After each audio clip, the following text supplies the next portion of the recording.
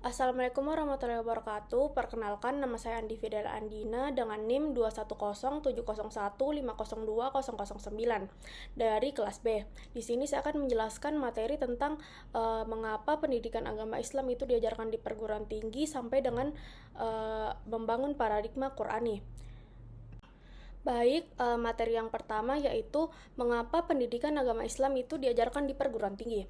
Nah, pendidikan agama Islam merupakan suatu program pendidikan yang berupaya untuk menanamkan nilai-nilai Islam melalui proses pendidikan dan pembinaan agar mahasiswa memiliki kemampuan untuk memahami dan mengamalkan ajaran agama Islam dalam kehidupan sehari-hari. Seperti yang kita ketahui, masih sering terjadinya perkelahian, kerusuhan, tawuran antar pelajar dan mahasiswa yang sangat meresahkan. Tidak kalah pentingnya adalah masalah moderasi beragama yang juga masih perlu ditingkatkan. Hal ini antara lain dibuktikan dengan adanya sikap dan perilaku intoleran dalam kehidupan beragama dan bermasyarakat. Dengan Quran Surah Yunus ayat 40.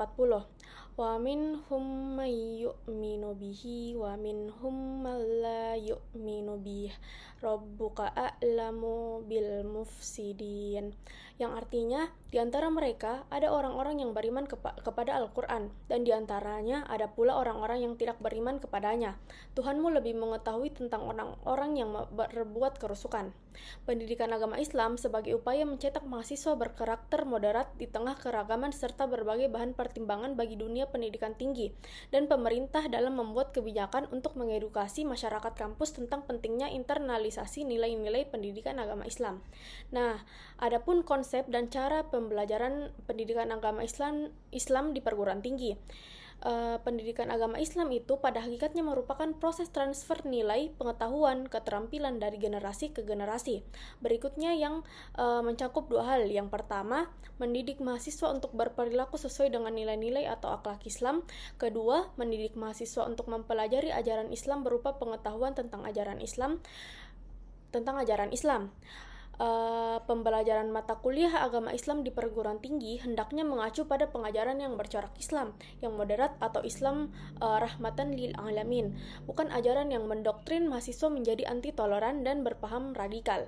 Nah, ada juga alasan mengapa dan bagaimana pendidikan agama Islam diajarkan di perguruan tinggi. Salah satu alasan yang paling konkret yaitu menjelaskan mengapa pendidikan agama Islam diajarkan di perguruan tinggi karena pendidikan agama Islam sebagai landasan pengembangan kepribadian mahasiswa agar menjadi kaum yang memiliki intelektual dan selalu mengingat Allah Subhanahu wa taala. Nah, selanjutnya sumber psikologis, sosial budaya, historis, dan yuridis tentang perlunya pembelajaran pendidikan agama Islam dan model pendekatannya.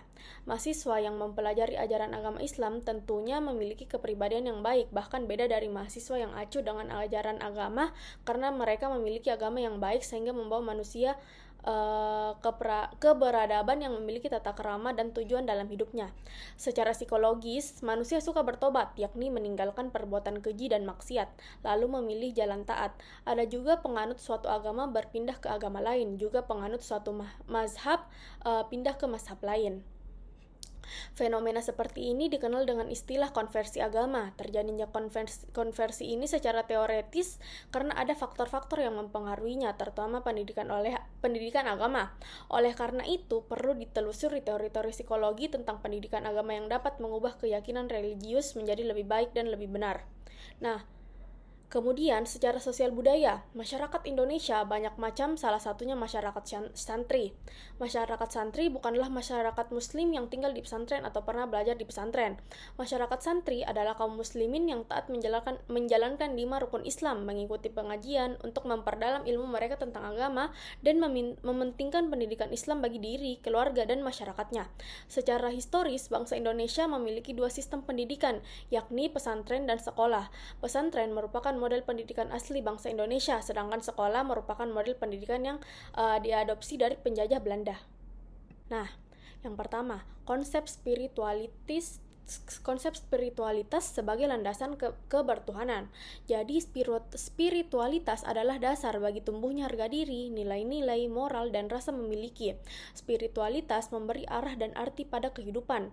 Dalam perspektif Islam, spirit sering dideskripsikan sebagai jiwa halus yang ditiupkan oleh Tuhan ke dalam diri manusia. Roh memang jiwa halus yang ditempatkan Tuhan dalam diri manusia sebagai potensi untuk membentuk karakter yang terpuji. Roh merupakan fitrah manusia yang dengan roh manusia mampu berhubungan dengan Tuhan sebagai kebenaran sejati.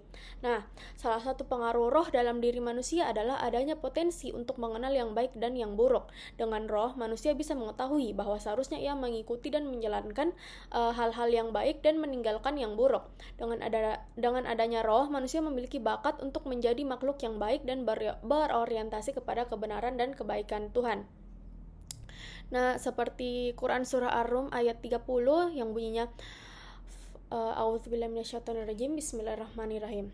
Fa'akim wajhaka lid-dina hanifa fitratallahi allati fatara unnasa 'alaiha la yatabdila li khalqillah Dzalika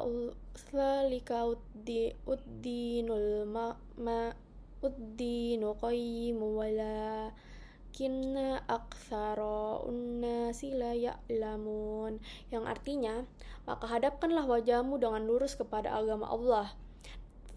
Tetaplah atas fitrah Allah yang telah menciptakan manusia menurut fitrah itu. Tidak ada perubahan pada fitrah Allah, itulah agama yang lurus, tetapi kebanyakan manusia tidak mengetahui. Nah, selanjutnya alasan manusia itu mengapa dia melakukan spiritualitas. Nah, pengalaman bertuhan atau spiritual adalah pengalaman yang unik dan autentik. Setiap orang memiliki pengalaman yang khas dalam hal merasakan kehadiran Tuhan. Pengalaman bertuhan dapat menjadi bagian yang sangat erat dan mempengaruhi kepribadian seseorang. Modernisasi di segala bidang sebagai akibat dari kemajuan ilmu dan teknologi melahirkan sikap hidup yang materialistis, hedonis, konsumtif, mekanis, dan individualistis. Akibatnya, manusia modern banyak kehilangan kehangatan spiritual, ketenangan, dan kedamaian. Selanjutnya yaitu sumber psikologis, sosiologis, filosofis, dan teologis tentang konsep ketuhanan. Yang pertama itu konsep ketuhanan dalam perspektif psikologis. Perspektif spiritual yaitu manusia secara nature dapat merasakan sesuatu yang bersifat goib karena di dalam dirinya ada unsur spirit. Spirit sering digambarkan dengan jiwa halus yang ditiupkan oleh Tuhan ke dalam diri manusia. Al-Quashairi dalam tasfirnya Lata'if al-Isyarat menunjukkan bahwa roh memang latifah atau jiwa halus yang ditempatkan Tuhan dalam diri manusia sebagai potensi untuk membentuk karakter yang terpuji. Roh merupakan semacam SIM card ketuhanan yang dengannya manusia mampu berhubungan dengan Tuhan sebagai kebenaran sejati atau hal hakikah. Karena adanya roh, manusia mempunyai bakat bertuhan. Artinya, rohlah yang membuat manusia mengenal Tuhan sebagai potensi bawaan lahir. Dengan adanya roh, manusia mampu merasakan dan meyakini keberadaan Tuhan dan kehadirannya dalam setiap fenomena di alam semesta ini. Nah, yang kedua yaitu ada perspektif neuroscience. Melalui kajian neuroscience, bakat bertuhan dapat dicari jejaknya dalam bagian-bagian otak yang dianggap terkait dengan kecerdasan spiritual. Paling tidak terdapat 4 penelitian di bidang neuroscience yang mendukung hipotesis bahwa dalam diri manusia terdapat hardware Tuhan. Pertama, penelitian terhadap osilasi 40 Hz yang kemudian melahirkan kecerdasan spiritualnya Dana Sohar. Kedua, penelitian tentang alam bawah sadar yang melahirkan teori tentang suara hati dan EQ. Ketiga, penemuan Godspot dalam temporal di sekitar pelipis. Keempat, kajian tentang somatic maker. Nah, selanjutnya itu konsep ketuhanan dalam perspektif sosiologis. Sosiologi memandang agama tidak berdasarkan teks keagamaan, melainkan berdasarkan pengalaman konkret pada masa kini dan masa lampau.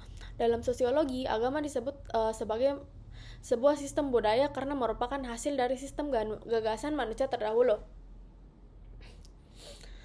Max Weber menjelaskan bahwa Tuhan tidak ada dan hidup untuk manusia, tetapi manusialah yang hidup demi Tuhan. Menurutnya, menjalankan praktik keagamaan merupakan upaya manusia untuk mengubah Tuhan yang irasional menjadi rasional. Nah, yang ketiga itu konsep ketuhanan dalam perspektif fisiologis, yang menurut Al-Kindi itu dibangun atas 4 premis. Yang pertama, alam semesta bersifat terbatas dan dicipta dalam waktu. Yang kedua, pencipta harus bersifat esa dan yang darinya memancar semua maujud yang tersusun dan beragam.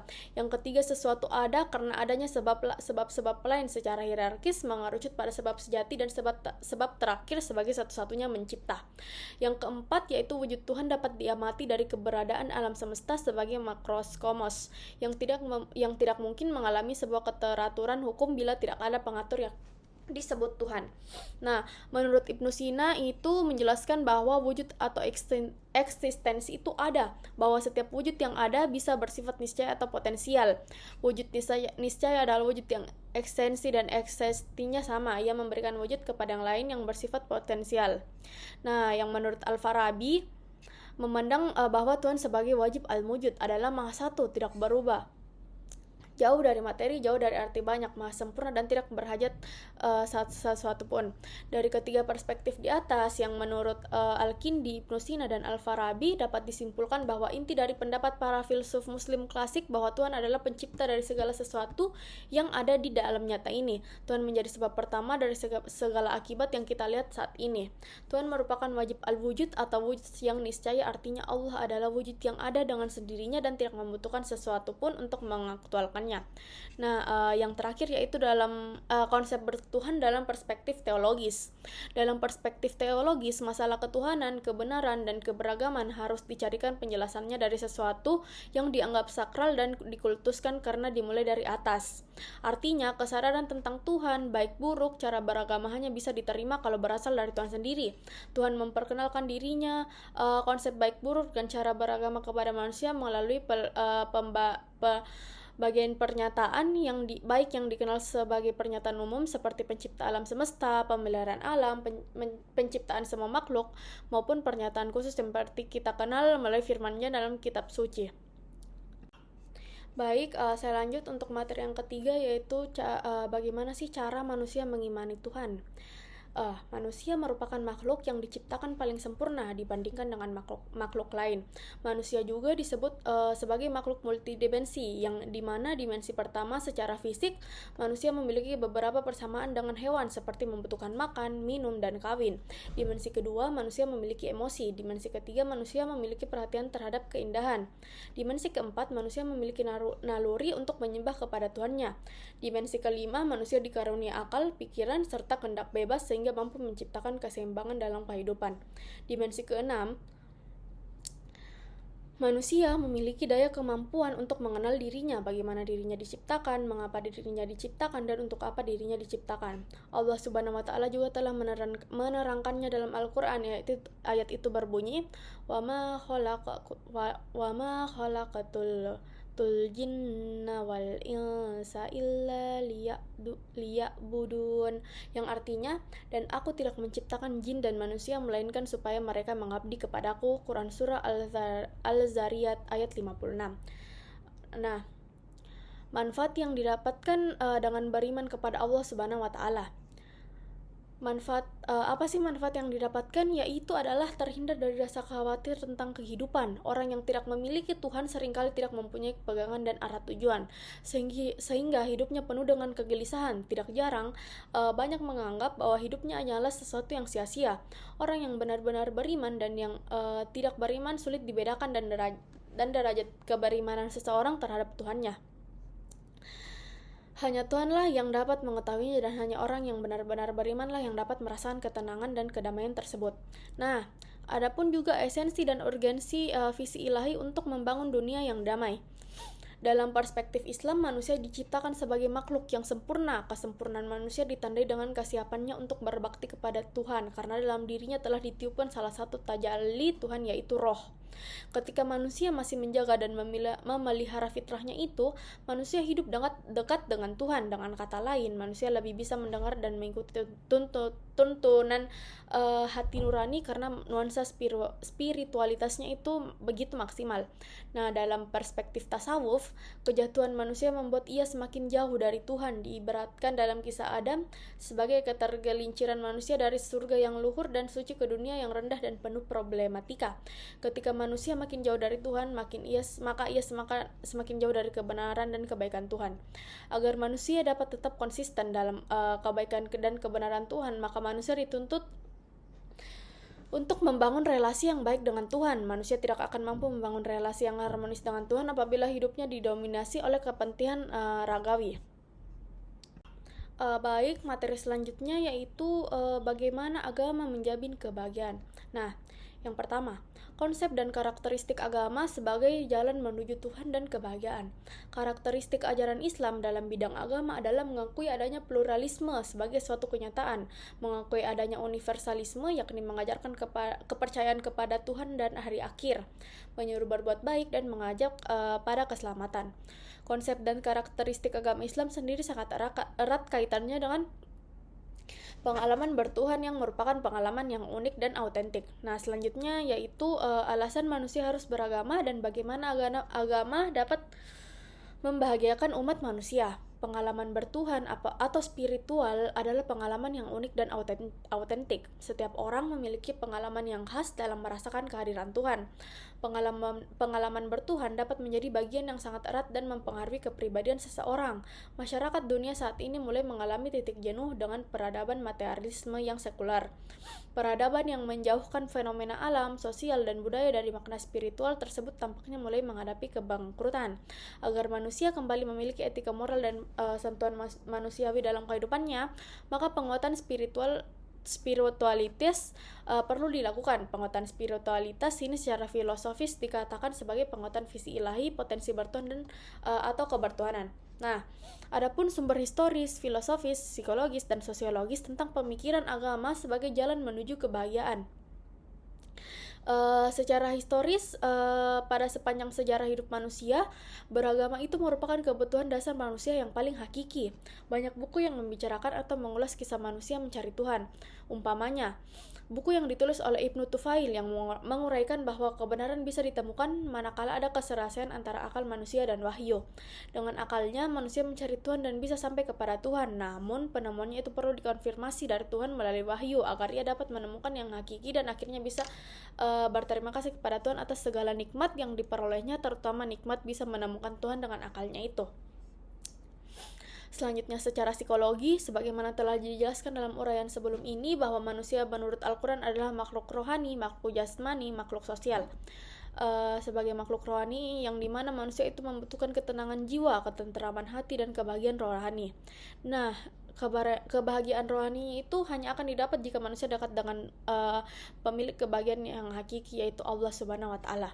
Nah, selanjutnya itu secara sosiologi, secara alamiah, manusia berinteraksi dengan lingkungannya. Manusia sebagai pelaku dan sekaligus dipengaruhi oleh lingkungan tersebut. Manusia dapat memanfaatkan lingkungan, tetapi perlu memelihara lingkungan agar tingkat kemanfaatannya bisa dipertahankan bahkan ditingkatkan. Manusia adalah makhluk berbudaya. Sebagai argumentasinya dapat diajukan bahwa manusia diberi anugerah yang sangat berharga oleh Tuhan, yaitu akal dan hati. Oleh sebab itu, manusia sering disebut makhluk sosial budaya, yang artinya makhluk yang harus hidup bersama dengan manusia lain dalam satu kesatuan yang disebut dengan masyarakat. Nah, adapun argumen tentang tauhidullah sebagai satu-satunya model beragama yang benar. Nah, tauhid ini berasal dari kata wahada yuwahidu tauhidan, yang artinya mengesahkan Allah. Jadi tauhid adalah meyakini keesaan Allah dalam rububiyah, ikhlas beribadah kepadanya, serta menetapkan baginya nama-nama dan sifat-sifatnya.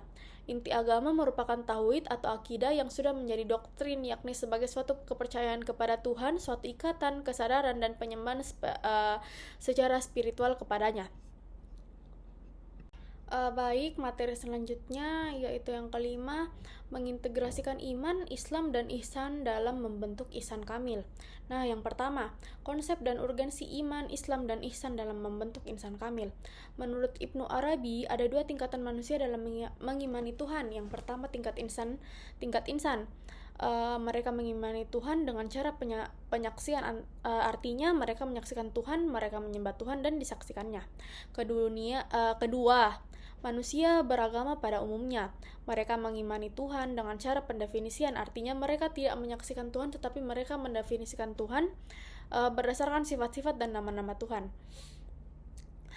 Abdul Karim Al-Jili membagi insan kamil atas 3 tingkatan. Yang pertama tingkat permulaan atau al-bidayah, yang kedua tingkat menengah atau at-tawasut, yang ketiga tingkat terakhir atau al-kitam. Nah, selanjutnya alasan iman, Islam, dan ihsan menjadi persyaratan dalam membentuk insan kamil. Alasan mengapa iman, Islam, dan ihsan menjadi syarat dalam membentuk ihsan kamil, sebagai contohnya di dalam pada perkuliahan pendidikan agama Islam, rata-rata mahasiswa yang berpendapat akan adanya iman atau percaya pada Allah Subhanahu wa Ta'ala. Jadi orang beriman jika mereka percaya atas keberadaan Allah, percaya adanya malaikatnya, percaya pada kitab-kitab Allah Subhanahu wa Ta'ala, percaya ada rasul-rasul, percaya akan adanya hari akhir, percaya pada takdir seperti rukun iman yang telah diajarkan sejak dini. Sumber teologis, historis, dan filosofis tentang iman, Islam, dan ihsan sebagai pilar agama Islam dalam membentuk insan kamil. Berdasarkan hadis yang diriwayatkan Umar bin Khattab, kaum muslimin menetapkan adanya tiga unsur penting dalam agama Islam, yakni iman Islam, dan ihsan sebagai satu kesatuan yang utuh. Pada periode berikutnya, para ulama mengembangkan ilmu Islam untuk memahami ketiga unsur tersebut. Kaum muslimin Indonesia lebih familiar dengan istilah akidah, syariat, dan akhlak sebagai 3 unsur atau komponen pokok ajaran Islam. Akidah merupakan cabang ilmu agama untuk memahami pilar iman, syariat merupakan cabang ilmu agama untuk memahami pilar Islam, dan akhlak merupakan cabang ilmu agama untuk memahami pilar ihsan. Karakteristik insan kamil dan metode pencapaiannya. Ibnu Arabi menyebutkan adanya 2 jenis manusia, yaitu insan kamil dan monster bertubuh manusia. Maksudnya, jika tidak menjadi insan kamil, maka manusia akan menjadi monster bertubuh manusia. Pandangan Arabi ini mungkin didasarkan atas Al-Quran yang memang memvonis manusia sebagai makhluk yang rendah dan negatif, yakni memusuhi Rasul, menentang agama yang paling keras, salim dan bodoh. Dia tidak tahu bagi agama yang benar, kikir, dan melupakan Tuhan. Untuk mencapai derajat insan kamil, kita harus dapat menundukkan nafsu dan syahwat hingga mencapai tangga nafsu mutmainnah, sebagaimana firman-Nya dalam surat Al-Fajr ayat 27-30 yang berbunyi, Ya ayyatuhan nafsul mutmainnah irji ila rabbiki radiyatan mardiyah fadkhuli fi ibadi wadkhuli jannati, yang artinya, wahai jiwa-jiwa yang tenang, kembalilah kepada Tuhanmu dengan hati yang puas lagi diridainya. Maka masuklah ke dalam jamaah hamba-hambaku, masuklah ke dalam syurgaku. Baik, materi selanjutnya yang keenam yaitu paradigma Qur'ani. Nah, yang pertama, konsep dan karakteristik paradigma Qur'ani untuk menghadapi kehidupan modern. Paradigma Qur'ani merupakan cara pandang dan cara berpikir tentang suatu realitas atau suatu permasalahan berdasarkan Al-Quran. Semua orang menyatakan bahwa ada suatu keyakinan dalam hati orang-orang beriman. Al-Quran mengandung gagasan yang sempurna mengenai kehidupan. Berdasarkan firman Allah berikut, Dia menurunkan Alkitab Al-Quran kepadamu dengan sebenarnya, membenarkan kitab yang telah diturunkan sebelumnya, dan menurunkan Taurat dan Injil. Dalam surah Quran Al-Imran ayat 3. Selanjutnya, alasan paradigma Qur'ani sangat penting bagi kehidupan modern. Yusuf Al-Qardawi menjelaskan bahwa tujuan diturunkan Al-Quran yang paling tidak ada 7 macam. Yang pertama, meluruskan akidah manusia. Nah, menegakkan pokok-pokok tauhid, yaitu menegakkan tiang-tiang tauhid sebagai landasan beragama sangat penting. Ekstensinya, sebab bersikap sebaliknya, yaitu syirik merupakan sikap yang sangat tercela. Bahkan hukum Islam memandang syirik sebagai suatu tindakan pidana. Allah berfirman dalam Quran surah An-Nisa ayat 48 yang berbunyi, Innallaha la yaghfiru an yushraka bihi wa yaghfiru ma duna dulil liman yasha wa man yushrik billahi faqad saman athima, yang artinya sesungguhnya Allah tidak akan mengampuni sikap syirik dan Allah akan mengampuni dosa selain itu bagi siapa saja yang Allah kehendaki. Nah, yang kedua yaitu menegakkan manusia dan hak asasi manusia. Yang ketiga mengarahkan manusia untuk beribadah secara baik dan benar kepada Allah. Yang keempat mengajak manusia untuk menyucikan rohani. Yang kelima membangun rumah tangga yang sakinah dan menempatkan posisi terhormat bagi perempuan. Yang keenam membangun umat menjadi saksi atas kemanusiaan, dan yang ketujuh mengajak manusia agar saling tolong menolong. Nah, selanjutnya yaitu sumber historis, filosofis, psikologis, dan sosiologis terhadap paradigma Qur'ani untuk kehidupan modern. Dalam sejarah peradaban Islam ada suatu masa yang disebut masa keemasan Islam. Disebut masa keemasan Islam karena umat Islam berada dalam puncak kemajuan dalam berbagai aspek kehidupannya, ideologi, politik, sosial budaya, ekonomi, pengetahuan, dan teknologi, pertahanan dan keimanan. Karena kemajuan itulah maka dunia Islam menjadi pusat peradaban dan dunia menjadi superpower dalam ekonomi dan politik. Selain masyarakat Muslim menjadikan Al-Qum sebagai paradigma berbagai aspek kehidupan, faktor penyebab kemajuan pada zaman keemasan Islam adalah sikap umat Islam yang mencintai dan mementingkan penguasaan iptek. Tidak mungkin kemajuan dicapai tanpa menguasai iptek. Sejarah membuktikan para khalifah baik dari dinasti Umayyah maupun dinasti Abbasiyah mendorong masyarakat untuk menguasai dan mengembangkan iptek. Al-Mansur telah memerintahkan penerjemahan buku-buku ilmiah dari bahasa Yunani ke dalam bahasa Arab. Baik, materi selanjutnya yaitu materi ke-6 atau materi terakhir, masih tetap sama, membangun paradigma Qur'ani dari lanjutan dari materi ke-6. Membangun argumen tentang paradigma Al-Quran sebagai satu-satunya model untuk menghadapi kehidupan modern. Dalam buku Syakib Arslan ia menuliskan, 5. Sata'khakharal muslimuna wa taqaddama khairuhum, yang artinya mengapa umat Islam mundur sedangkan non-Islam maju. Hal tersebut terjadi karena umat Islam meninggalkan ajarannya, sedangkan non-Islam lebih maju justru karena mereka meninggalkan ajarannya. Dengan sejalan antara pemikiran selatan pada pembaharu sepakat bahwa dalam kemajuan Islam, umat Islam harus berkomitmen terhadap ajaran Al-Quran dan As-Sunnah. Terdapat beberapa alasan umat Islam untuk bisa maju dan tidak perlu mengambil jalan sekularisasi, yaitu seluruh ajaran Islam bersumber dari Al-Quran dan hadis yang bersifat syumul atau mencangkup segala aspek kehidupan. Yang kedua, ajaran Islam bersifat rasional. Yang ketiga, ajaran Islam berkarakter tadarruj. Yang keempat, ajaran Islam bersifat taklifat, yaitu tidak banyak beban karena beragama itu mudah. Nah, dengan demikian agama dengan prinsip seperti itu justru akan membawa agama menjadi semakin maju. Selanjutnya, kemajuan dari iptek atau ilmu pengetahuan teknologi dan komunikasi membawa perubahan yang sangat besar bagi umat manusia pada saat ini. Sehingga kemajuan tersebut yang membawa manusia pada kemajuan yang luar biasa menghasilkan kehidupan modern. Nah, materi selanjutnya yaitu esensi dan urgensi dalam paradigma Qur'ani dalam menghadapi kehidupan modern. Dalam konsep Islam, kemajuan dan kemodernan yang integral adalah sesuatu yang harus dicapai dan merupakan perjuangan yang tak boleh berhenti. Berhenti dalam proses pencapaiannya berarti berhenti dalam perjuangan.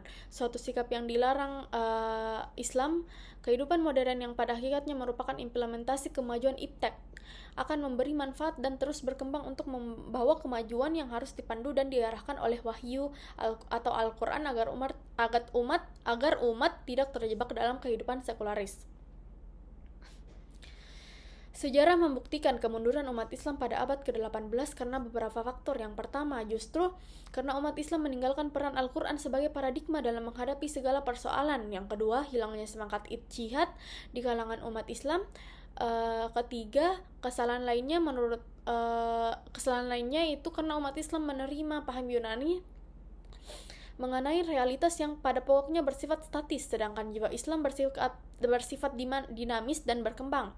Yang keempat, para ilmuwan keliru memahami pemikiran Al-Ghazali yang dianggapnya Al-Ghazali mengharamkan filsafat dalam bukunya. Padahal Al-Ghazali itu menawarkan sikap kritis dan analitis terhadap filsafat agar dikembangkan lebih jauh dalam upaya menggunakan paradigma Qur'ani dalam pengembangan falsafah. Nah, berikutnya Al-Faruqi menyebutkan bahwa langkah-langkah kerja yang harus ditempuh yaitu menguasai disiplin ilmu modern, menguasai warisan khazanah Islam, membangun relevansi yang islami bagi setiap bidang kajian atau wilayah penelitian pengetahuan modern. Yang keempat, mencari jalan dan upaya untuk menciptakan sintesis kreatif antara warisan Islam dan pengetahuan modern. Dan yang terakhir, mengarahkan pemikiran Islam pada arah yang tepat, yaitu sunatullah. Baik, sekian atas materi yang telah saya paparkan. Kurang lebihnya mohon dimaafkan. Wassalamualaikum warahmatullahi wabarakatuh.